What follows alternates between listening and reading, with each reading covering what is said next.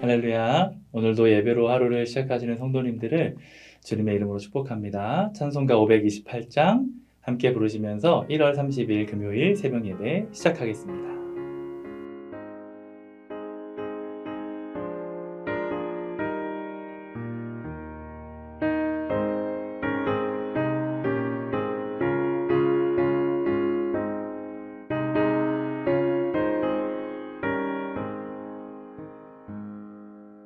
예수가 우리를 부르는 소리 그 음성 부드러워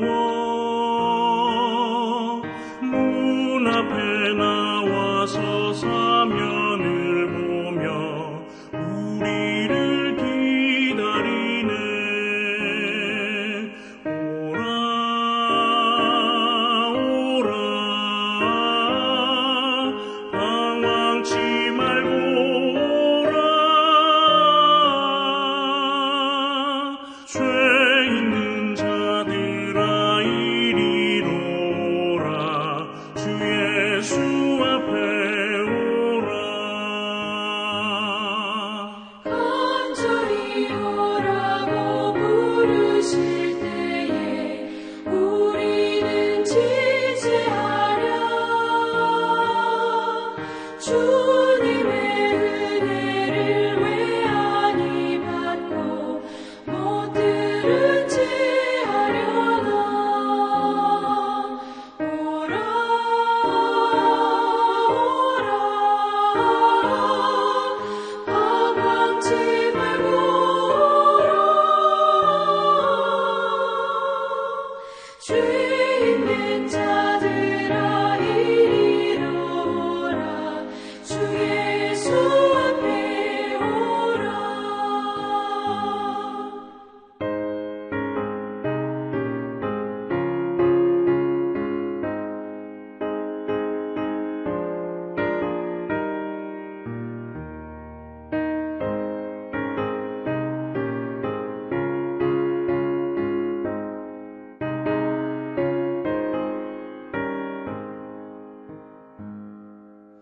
세월이 살같이 빠르게 지나 쾌락이 끝이 나고 사망의 그늘이 너와 내 앞에 둘리며 날이 오네. 오라 오라 방황치 말고 오라. 죄 있는 자들아 이리로 오라. 주 예수 앞에 오라. 우리를 위하여 예비해 두신 영원한 집이 있어. 죄 많은 세상을 떠나게 될 때 영접해 주시겠네. 오라 오라 오라 방황치 말고 오라. 죄 있는 자들아 이리로 오라. 주 예수 앞에 오라. 오늘은 특별히 나라와 민족을 위해 기도하는 시간 갖기 원합니다. 이 시간 함께 기도할 때 정치, 경제, 문화 모든 곳에 뿌리 박힌 이기심과 탐심을 주님께서 고쳐 주옵소서. 나만 잘 되면 된다는 욕심을 버리고 서로 사랑하며 섬기는 나라 되게 하옵소서. 부정과 부패는 다 사라지고 오직 하나님의 정의와 공의가 강물처럼 흐르는 거룩한 땅이 되게 하옵소서. 이 기도 제목을 놓고 함께 기도하겠습니다. 하루의 첫 시간을 하나님 앞에 올려드립니다. 이 예배를 받으시고 우리 기도에 응답해 주옵소서. 또한 말씀을 통한 깨달음 주시고 주신 말씀을 마음에 새기고 말씀에 인도함 받는 삶이 되게 하여 주옵소서. 특별히 우리가 살아가는 이 나라의 정치, 경제, 문화 모든 영역에 깊이 뿌리 박힌 이기심과 탐욕이 사라지기 원합니다. 나만 잘 되면 된다는 욕심과 이기심을 버리고 서로 사랑하며 섬기는 나라 되게 하여 주옵소서. 또한 거짓과 부정은 사라지고 오직 주님의 공의와 정의가 강물처럼 흐르게 하사 하나님이 기뻐하시는 거룩하고 정직한 나라 되게 하여 주옵소서. 이 땅에 참된 주인 되시는 예수님의 이름으로 기도드립니다. 아멘. 오늘 하나님께서 우리에게 주시는 말씀은 마가복음 1장 12절부터 12절까지입니다. 성령이 곧 예수를 광야로 몰아내신지라. 광야에서 40일을 계시면서 사탄에게 시험을 받으시며 들짐승과 함께 계시니 천사들이 수종되더라. 요한이 잡힌 후 예수께서 갈릴리에 오셔서 하나님의 복음을 전파하여 이르시되 때가 찼고 하나님의 나라가 가까이 왔으니 회개하고 복음을 믿으라 하시더라. 갈릴리 해변으로 지나가시다가 시몬과 그 형제 안드레가 바다에 그물 던지는 것을 보시니 그들은 어부라. 예수께서 이르시되 나를 따라오라. 내가 너희로 사람을 낚는 어부가 되게 하리라 하시니 곧 그물을 버려두고 따르니라. 조금 더 가시다가 세베대의 아들 야고보와 그 형제 요한을 보시니 그들도 배에 있어 그물을 깁는데 곧 부르시니 그 아버지 세베대를 품꾼들과 함께 배에 버려두고 예수를 따라가니라. 아멘. 작년에 손흥민이라는 한국 축구 선수가 LAFC와 계약을 하면서 LA 내에서 축구에 대한 관심과 인기가 상당히 뜨거웠습니다. 손흥민 선수가 한국인이기 때문이기도 하지만 워낙 유명한 선수여서 저도 관심을 가지고 경기를 본 적이 있습니다. 경기를 보는데 유독 손흥민 선수가 상대팀의 집중적인 견제를 받았습니다. 수비수들로부터 거친 태클과 몸싸움을 가장 많이 당하는 것이 손흥민 선수였습니다. 여러분, 왜 상대팀에서 손흥민 선수를 집중적으로 견제했을까요? 만약 여러분이 상대팀의 수비수라면 어떤 선수를 집중 견제하시겠습니까? 벤치에 가만히 앉아있는 후보 선수일까요? 그렇지 않습니다. 제가 상대팀의 수비수라도 골을 넣을 수 있는 에이스, 가장 위협이 되는 선수를 집중적으로 견제할 것입니다. 그런 점에서 본다면 수비수의 거친 태클과 몸싸움이 들어온다는 것은 지금 그 선수가 골을 넣을 수 있는 가장 위협적인 존재라는 증거입니다. 신앙생활도 마찬가지입니다. 그냥 적당히 믿고 세상과 타협하며 살 때는 마귀도 우리를 건드리지 않습니다. 그러나 우리가 진짜 그리스도인답게 한번 살아보자, 올해는 교회에서 열심히 봉사를 해보자, 말씀대로 살아보자 라고 결단하고 영적인 공을 잡고 뛰기 시작하면 그때부터 마귀의 거친 태클이 들어옵니다. 시험이 오고 환경이 어려워지고 마음 상하는 일들이 생깁니다. 오늘 본문을 보면 예수님께서 요단강에서 세례를 받으시고 이 땅을 구원하시기 위해 공생애를 시작하시자마자 마귀는 광야에서 강력한 시험을 걸어옵니다. 여러분이 주님을 위해 살려고 애쓰는데 자꾸 시험이 찾아온다면 낙심하지 마시기 바랍니다. 그것은 지금 여러분이 벤치에 앉아 경기를 구경하는 후보 선수가 아니라 하나님 나라를 위해 열심히 뛰고 있는 주전 선수라는 확실한 증거입니다. 오늘 말씀을 통해서 이 시험을 이기는 힘과 우리를 부르시는 주님의 음성을 듣는 시간이 될 수 있기를 간절히 바랍니다. 본문 12절 말씀을 함께 보겠습니다. 성령이 곧 예수를 광야로 몰아내신지라. 예수님이 당하신 광야의 시험은 우연히 일어난 사건이 아닙니다. 성령께서 강하게 몰아내신 철저한 하나님의 계획이었습니다. 그런데 여기서 한 가지 질문이 생깁니다. 도대체 왜 하나님의 아들이신 예수님이 마귀에게 시험을 받으셔야 했을까? 크게 두 가지 이유로 설명할 수 있습니다. 먼저 예수님은 두 번째 아담으로서 첫사람 아담의 실패를 되돌리셔야 했습니다. 성경은 구원의 역사를 설명할 때 대표성의 원리를 이야기합니다. 인류의 첫 번째 대표였던 아담은 에덴 동산이라는 최상의 환경에서 시험을 받았습니다. 그곳은 먹을 것이 풍부했고 하나님과 늘 동행하는 낙원이었습니다. 부족함이 없는 완벽한 환경이었습니다. 그러나 아담은 사탄의 유혹에 넘어가 불순종했고 그 실패로 인해 죄가 세상에 들어왔습니다. 아담의 실패는 곧 우리 모든 인류의 실패가 되었습니다. 그래서 하나님은 잃어버린 우리를 되찾기 위해 새로운 대표로 예수님을 보내셨습니다. 성경은 예수님을 마지막 아담, 또는 두 번째 아담이라고 부릅니다. 예수님은 아담이 실패했던 그 시험을 다시 치르기 위해 광야로 나가셨습니다. 상황은 완전히 다릅니다.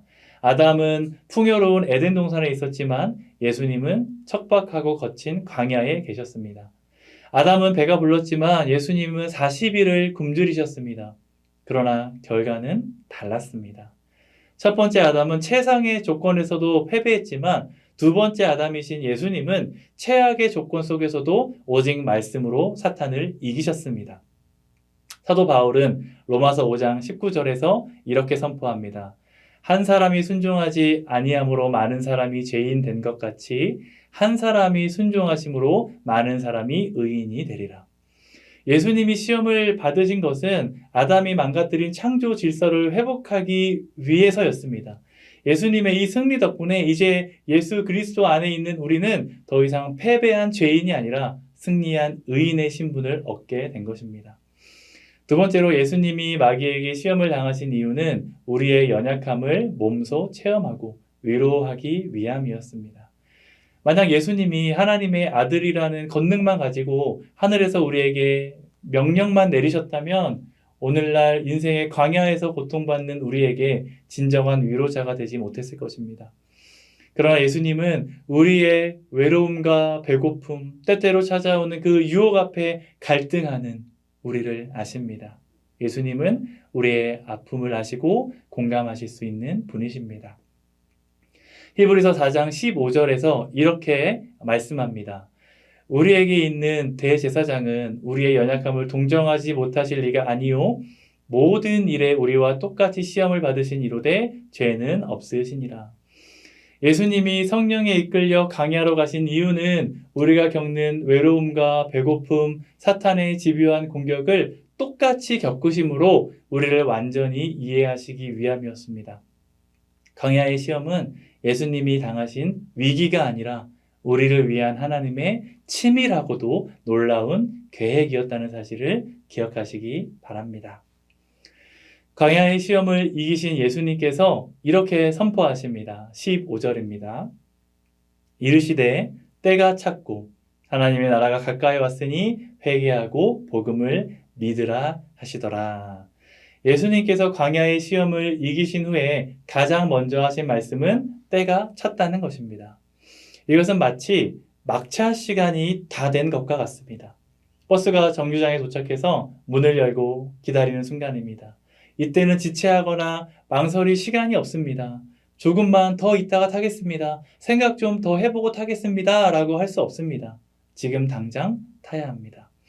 예수님의 이 선포는 이제 하나님의 구원 역사가 시작되었다. 더 이상은 미룰 수 없는 결정적인 순간이 너의 인생 앞에 찾아왔다는 긴박한 사인입니다. 그렇다면 이 결정적인 시간 앞에 우리는 어떻게 반응해야 할까요? 예수님은 두 가지 행동을 요구하십니다. 회개하고 복음을 믿으라. 회개는 반성문이 아닙니다.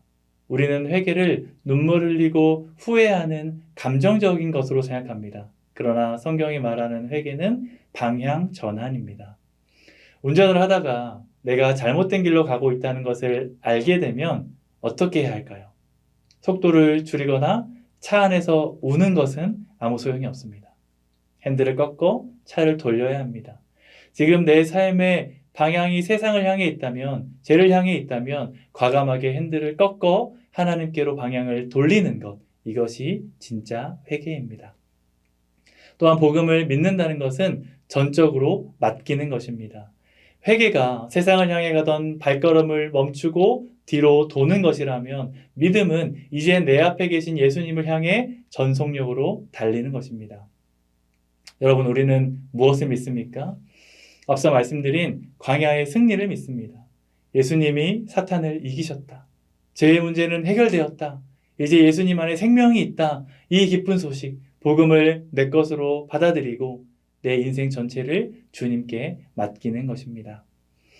우리는 신앙생활을 하면서도 자꾸 다음으로 미루는 습관이 있습니다.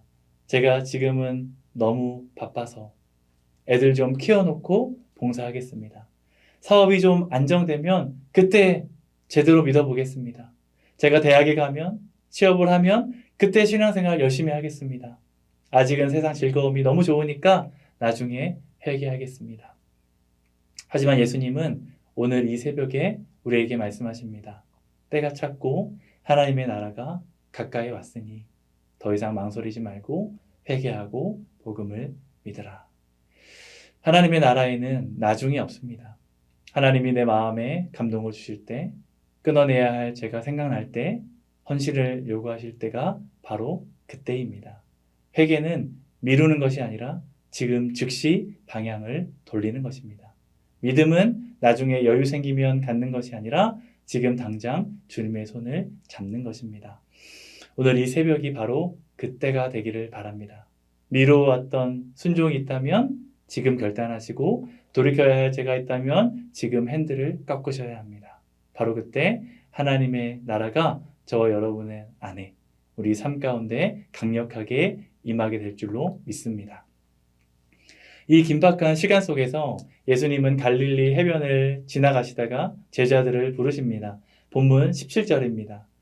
예수께서 이르시되 나를 따라오라 내가 너희로 사람을 낚는 어부가 되게 하리라 하시니 예수님께서 말씀하신 사람을 낚는 어부가 되라는 것은 삶의 목적을 바꾸라는 것입니다.